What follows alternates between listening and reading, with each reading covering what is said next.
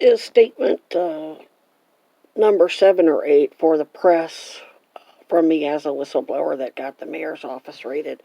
And I wanted to give you, expand a little more on who all is involved in these scams that left a paper trail, I guess, that they're looking for, why they didn't really do an inventory as to what they were looking for. They didn't, when telling everybody.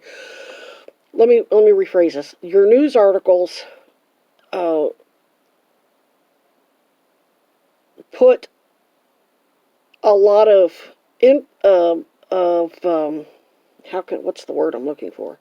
They put a lot of stress on the fact that when the 4 federal jurisdictions raided Byron Brown's offices, they did not give an inventory of what they were looking for. So I'm going to give you a few examples of other government officials who, besides Cuomo and Letitia James and people in Albany, but there are plenty of people at Erie County who are involved in this fraud as well. When I was discharged from Catholic Health, they did not have me on psychiatric medications, nor when they discharged me with my discharge paperwork, the only people they referred me to was GYN, cardio, and pulmonary. They did not refer me to psych. But they told me, when you get covered for Medicaid, come back and we'll put you in Roswell. So basically, I went down to home. They didn't even bother putting me in a homeless shelter. They discharged me, and I basically was sleeping in the woods.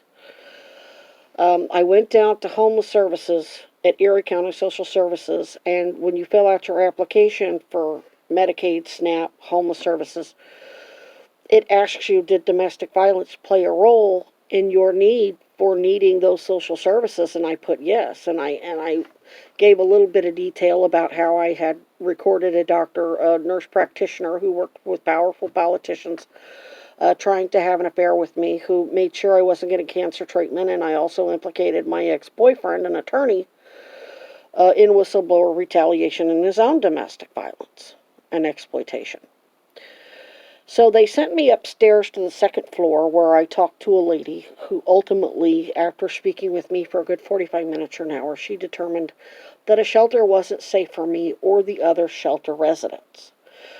And I told her about the tampering that went on with my neighbors in Missouri, and my mother indicated that she had been threatened. I know that Darla Munoz Natoloi openly threatened my father, saying that he just needed to be put down. She was saying that he was a pedophile. I don't know that he's a pedophile, but she basically admitted to embellishing statements that I made as a kid to make him look like a pedophile, and then she got recorded in 2015,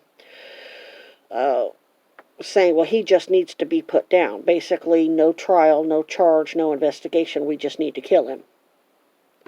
So she's already open. This is a Homeland Security.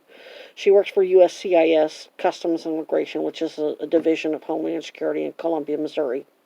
She's the one that ultimately gave the doctors permission to put me down as a pervert because I'm gay. I'm satanic because I'm gay. And then she made stuff up to justify. I guess she lied to my parents, and she's friends with many of my family members on her Facebook page, saying that I was just drug seeking for narcotics. She basically told the lies the doctors did. So she was in bed with the doctors and these politicians to kill me, to hide her and her husband's sexual misconduct. And what that means is they were basically openly stating, got recorded, telling me that I just had a bad attitude. And what they knew was that I was being murdered, that I was not an addict, I was not drug seeking, I had untreated cancer, I was hemorrhaging, I was going septic, because she had been a nurse for years before she ended up disabled and had to get a new degree as a paralegal, and went to work for Homeland Security. So they got recorded shaming me as a gay person and basically asserting that it was absolutely okay for these doctors to bring their religion into the medical exam room and falsify medical records and make false criminal allegations and refuse me cancer treatment because I'm gay.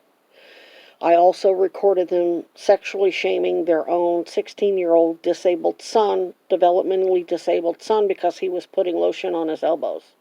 And her husband, Folly Natolo, I basically went off on the son, went on and on and on, screaming at him, basically accusing him of acting like a girl and not being manly enough because he was putting lotion on his elbows. And it finally got to the point where I said something, and I said, look, it's wintertime. His elbows itched. He put lotion on. I've been listening to your mouth for 15 minutes. You're going on and on and on, shaming this kid for nothing. And finally, Darla thought about it for a minute, realized what was going on and that I was saying something about it, and she told her husband basically to shut up. So I recorded a lot of nasty abuses by her.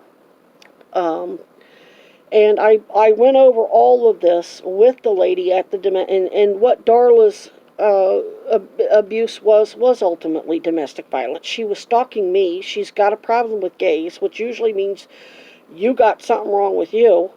She was all about advocating me and saying, oh yeah, you're the victim. These doctors don't get to falsify medical records, and you call me if you need anything. But as soon as she realized Beth and I were exploring a personal relationship and a love affair, she got jealous, lashed out at me, lashed out at Beth,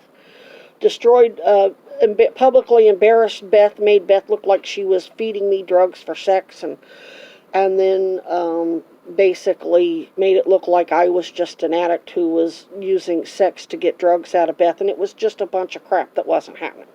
It was exactly what a jealous lover would do. Darla was jealous because she wasn't getting that attention from me. Doesn't mean she was interested in actually having a sexual encounter. Her and her husband were constantly accusing each other of destroying each other's lives. So her marriage was miserable. She wasn't having any love and passion in her life. Beth and I were interested in a relationship, as she got jealous of that and took a stick and stirred it. And they were already committing fraud and refusing me cancer treatment in the first place. She just threw fuel on the fire. Darla Munoz did. And as did Chad Cronin and Beth Sweeney. So, basically, Joan tried to get me sequestered to a hotel for everyone's safety.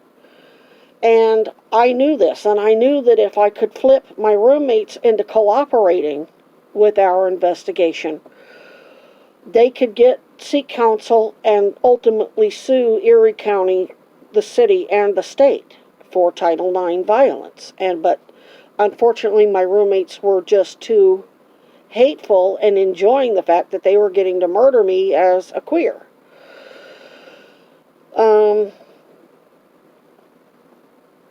Both of whom are minorities. One said she was part Hispanic, the other one is African American. Gay bashing is not unheard of. I mean, just because they're minorities, just because someone has experienced discrimination themselves, doesn't mean they can't turn around and do it to someone else because they're autistic or gay or whatever. And they usually use religious texts to justify it. So I wanted to give them a chance to come around and do the same thing that my friends in Missouri did and start telling me the truth and telling me how they were victimized so that I could get them protection and get them help. And that's not what happened. These women were enthusiastically helping Byron Brown kill me. And that's ultimately why the lady at the domestic violence unit at Erie County Social Services wanted me sequestered, because even though it was about my safety, what could ultimately happen is if these two Buffalo roommates of mine, if they get charged, their lawyer's going to tell them to roll on Byron Brown and his brother in exchange for leniency. Well, Byron Brown and his lawyers and Cuomo and Letitia James know that. They'll kill them. They'll be dead before they ever get a chance to testify. They're murdering me. Look at Jeffrey Epstein. Cuomo was in Epstein's book. So, and sexual predators are sexual predators. I don't care whether you're Epstein, who's helping the Clintons and the Republicans make a bunch of money off this scam or that scam, or whether you're a doctor who's a sexual predator, or a politician like Joe Biden who's a sexual predator, or Donald Trump. And Donald Trump has people in place that are making sure there's no oversight on these DEA violations and Health and Human Services, EMTALA, and COBRA violations. I've sent everything to the DEA, Social Security, Health and Human Services. Nobody is from any federal level is helping me. So he's not really trying to put an end to Obamacare or the marketplace. So,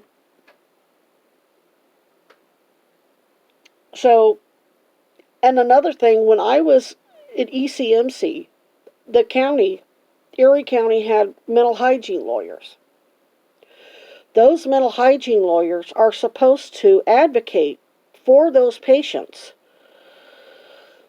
and represent them zealously in that courtroom. And ultimately, what I recorded was a nurse. I had called those mental hygiene lawyers and I said, this is whistleblower retaliation, and it's also a Me Too scandal, and it's fraud, and it's a whole lot of stuff.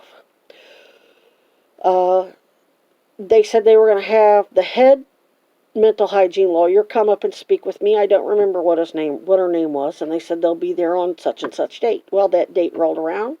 I waited and waited. 5 p.m. rolled around. I went to the nurse and I said, where is this lawyer? She says, I don't know. Let me go look. She came back. She said that lawyer documented that she had spoken with me earlier that day. And I said, look at the video camera. I said, I didn't speak to any lawyer. And I said, nobody came to me. I said, it's not going to be on the video footage anywhere. I said, I can't even tell you what the lady looks like. So those mental hygiene lawyers at Erie County are falsely documenting that they're meeting with patients when they're not.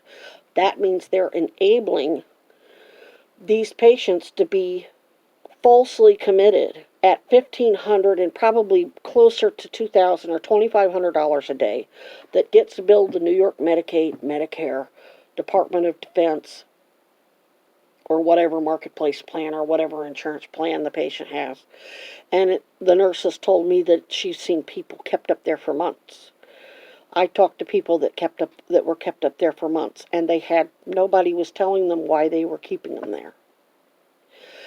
And I did eventually record the second time after Byron Brown's office was raided, and I posted on my Facebook page that I had spoken with police about how I still wasn't safe in my own house.